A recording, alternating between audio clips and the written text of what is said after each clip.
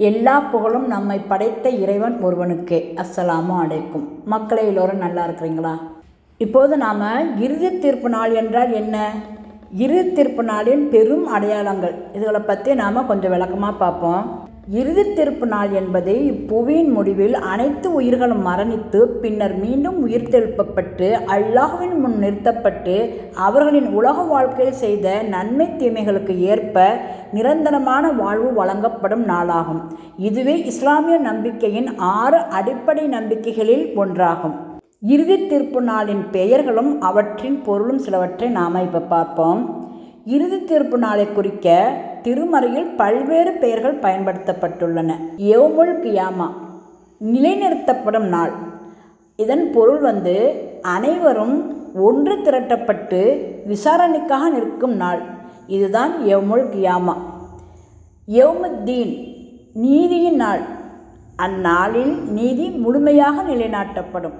இறைவன் முன்னிலையில் நீதி முழுமையாக நிலைநாட்டப்படும். யௌமுல் கிசாப், கணக்கு கேட்கும் நாள்.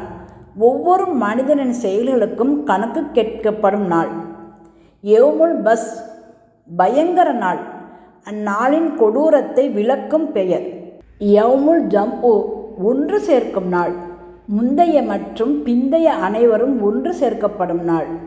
யௌமுல் குரூஜ், வெளிப்படும் நாள். சமாதிகளிலிருந்து அனைவரும் வெளிப்படும் நாள். யௌமுல் ஆஹிரா, மறுமை நாள். இம்மை முடிந்து, அதாவது இந்த உலகம் முடிந்து மறு உலகம் தொடங்கும் நாள். யௌமுல் ஹக், உண்மையின் நாள். அனைத்து உண்மைகளும் வெளிப்படும் நாள். அல்லாஹ் ரப்புல் ஆலமீன் தன்னோட திருமறையில் இறுதி தீர்ப்பு நாளோட விளக்கத்தை பற்றி சொல்கிறான். சூரத்தில் ஜில்சால் 99வது அத்தியாயம். பூமி அதன் கடுமையான அதிர்ச்சியால் அதிர்ச்சி அடையும் போது, பூமி அதன் சுமைகளை வெளியேற்றும் போது, மனிதன் இதற்கு என்ன நேர்ந்தது என்று கேட்கும்போது, அந்நாளில் பூமி அதன் செய்திகளை எடுத்துரைக்கும். ஏனென்றால் உமது இறைவன் அதற்கு அறிவித்தான். அந்நாளில் மனிதர்கள் தங்கள் செயல்களை காண்பதற்காக பல்வேறு கூட்டங்களாக புறப்பட்டு வருவார்கள். அப்போது ஓர் அணு அளவு நன்மை செய்தவர் அதை காண்பார், ஓர் அணு அளவு தீமை செய்தவர் அதை காண்பார். அடுத்து சூரத்துல் இன்ஃபித்தார் 82வது அத்தியாயம். வானம் பிளந்து போகும்போது, நட்சத்திரங்கள் சிதறண்டு போகும்போது, கடல்கள் பொங்கி வழியும் போது, சமாதிகள் புரட்டப்பட்டு இறந்தவர்கள் வெளியே வரும்போது, ஒவ்வொரு ஆத்மாவும் தான் முயற்சித்ததையும் பிற்படுத்தியதையும் அறிந்து கொள்ளும். அடுத்து சூரத்துல் வாக்கியா 56வது அத்தியாயம். கட்டாயமாக நிகழப்போகும் நிகழ்வு மறுமை. நிகழ்ந்தால் அதன் நிகழ்வை பொய்யாக்குவது யாரும் இரார். அது சிலரை தாழ்த்தும், சிலரை உயர்த்தும். இனி இறுதி தீர்ப்பு நாளின் பெரும் அடையாளங்களை பற்றி கொஞ்சம் பார்ப்போம். இஸ்லாமிய இறையியலில் இறுதி தீர்ப்பு நாளுக்கு முன்பு நிகழும் பெரும் அடையாளங்கள் அலாமாத்து சாஆத்து அல் குபுரா பற்றி விளக்கப்பட்டுள்ளது. அதாவது இமாம் மஹதி அவர்களின் வருகை. இறுதி காலத்தில் இறைநெறியை மீட்டெடுப்பதற்காக இமாம் மஹதி அவர்கள் தோன்றுவார்கள். தஜ்ஜால், பொய்யர் மற்றும் பொய்யான மேசியாவின் வருகை.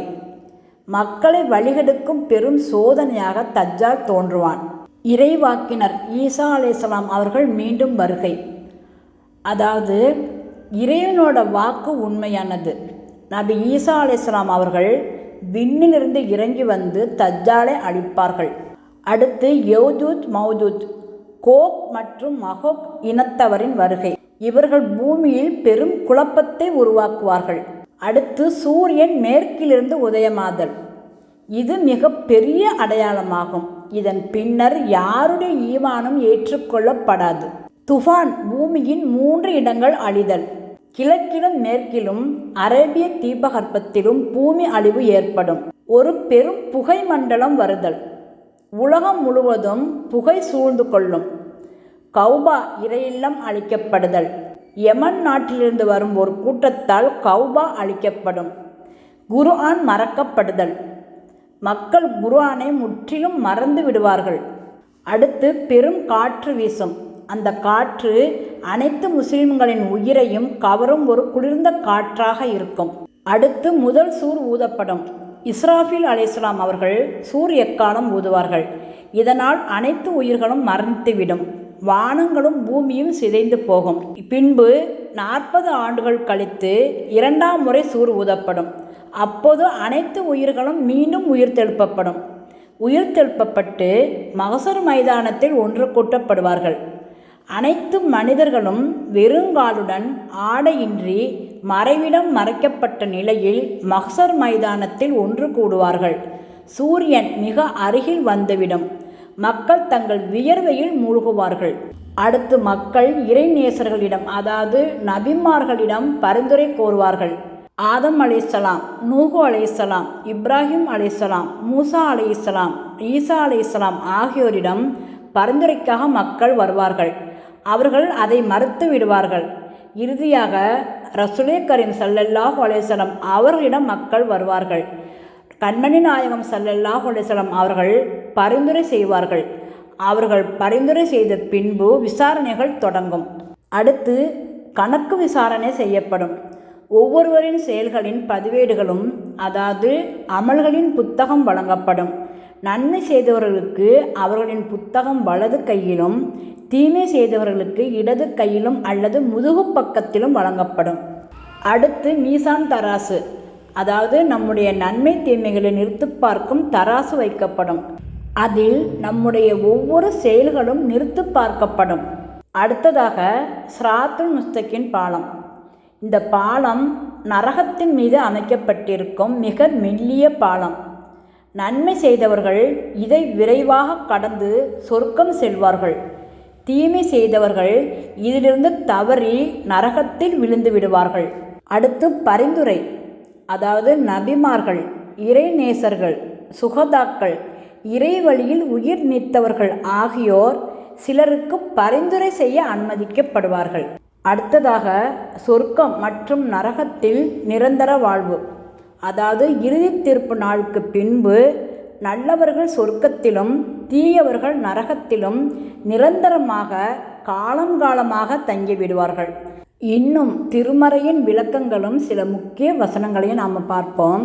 சூரத்துல் சல்சலா, அதாவது சூரத்துல் சல்சலா கூறுகிறது, எவர் ஓர் அணு அளவு நன்மை செய்திருந்தாலும் அதை மறுமையில் காண்பார். எவர் ஒரு அணு அளவு தீமை செய்திருந்தாலும் அதையும் மறுமையில் காண்பார். சூரத்துல் யாசின் கூறுகிறது, அவர்கள் அனைவரும் நம்முன் கொண்டு வரப்பட்டு நிறுத்தப்படுவார்கள். சூரத்துல் காஃபியா கூறுகிறது, அந்நாளில் மனிதர்கள் சிதறுண்ட விட்டில்களைப் போல் ஆகிவிடுவார்கள். மலைகள் பஞ்சு போல் ஆகிவிடும். சூரத்துல் ஹஜ் கூறுகிறது, நிச்சயமாக மறுமை நாள் வரும், அதில் எந்தவித சந்தேகமும் இல்லை. மேலும் நிச்சயமாக அல்லாஹ் சமாதிகளில் இருப்பவர்களை உயிர்ப்பிப்பான். சூரத்துல் மூமினூன் கூறுகிறது, பின்னர் நிச்சயமாக நீங்கள் மறுமை நாளில் உயிர்ப்பிக்கப்படுவீர்கள். இவை அனைத்தும் திருமறையில் இறைவன் அருளிய அற்புதமான வசனங்களாகும். மறுமையை பற்றிய இந்த வசனங்களை நாம் ஒவ்வொருவரும் மனதில் ஒவ்வொரு நிமிடமும் நாம் நினைவில் கொள்ள வேண்டும்.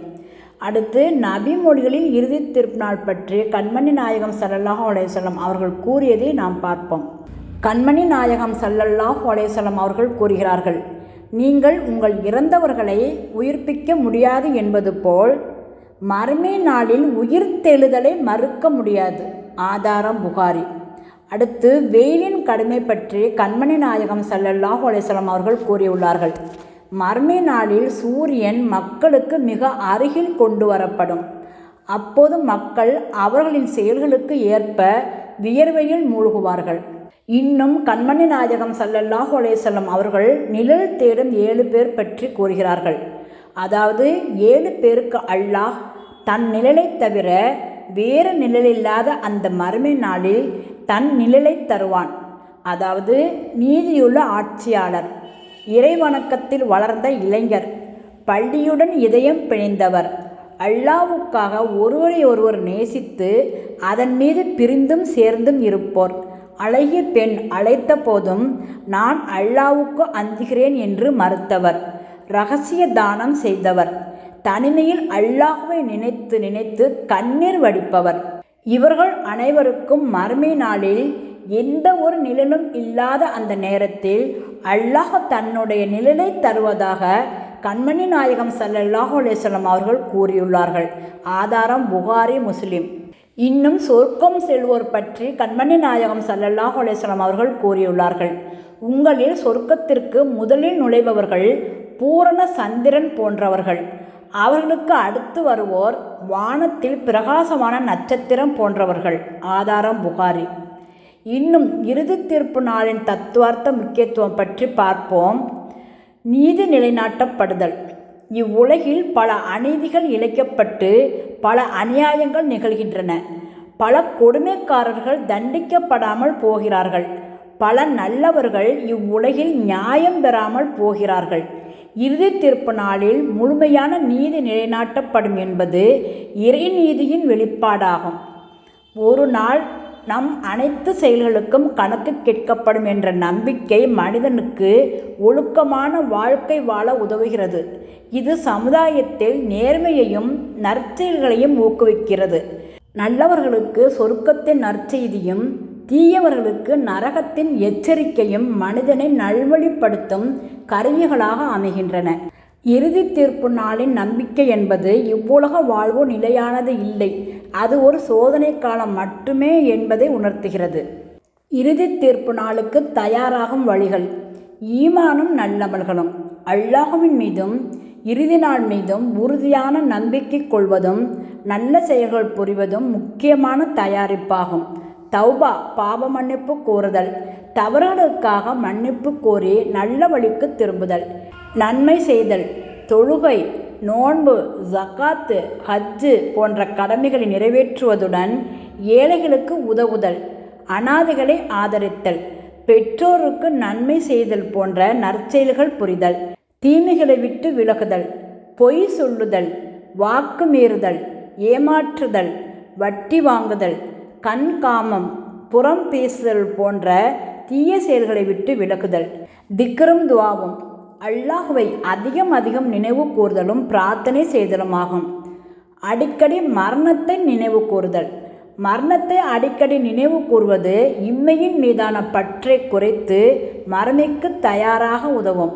இஸ்லாமிய பார்வையில் இறுதி தீர்ப்பு நாள் என்பது வெறும் ஒரு நம்பிக்கை மட்டுமல்ல, அது மனித வாழ்க்கைக்கு அர்த்தமும் நோக்கமும் வழங்கும் ஒரு மைய கருத்தாகும். ஒவ்வொரு மனிதனும் அவனுடைய செயல்களுக்கு அவனே பொறுப்பாளி என்பதையும் இவ்வுலகம் நிலையானது இல்லை என்பதையும் இது உணர்த்துகிறது. இறுதி தீர்ப்பு நாளின் மீதான நம்பிக்கை மனிதனுக்கு நம்பிக்கையையும் எச்சரிக்கையையும் ஒரு சேர வழங்குகிறது. நன்மை செய்பவர்களுக்கு சொர்க்கத்தின் நற்செய்தியும் தீமை செய்பவர்களுக்கு நரகத்தின் எச்சரிக்கையும் மனிதனை சரியான பாதையில் நடத்த உதவுகின்றன.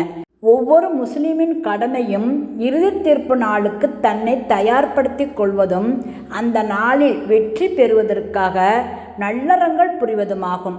அல்லாஹ் நம் அனைவருக்கும் அந்நாளில் கருணை காட்டுவானாக. ஆமீன்.